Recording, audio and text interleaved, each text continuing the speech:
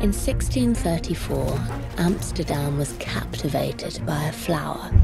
Rich and poor gambled on the tulip market. Sophia was a beautiful orphan, chosen by one of the richest men in the city.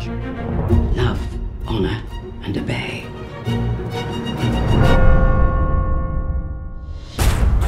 I've decided to engage the services of a painter. Don't move.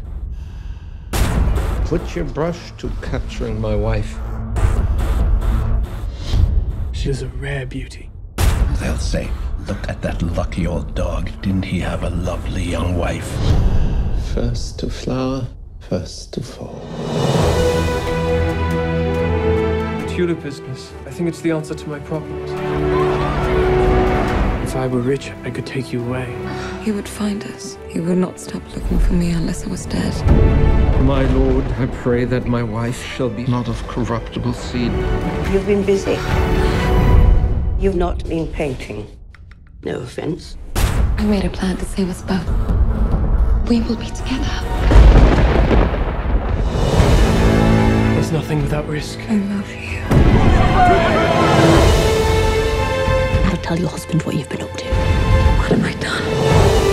I bought Sophia. I must find her.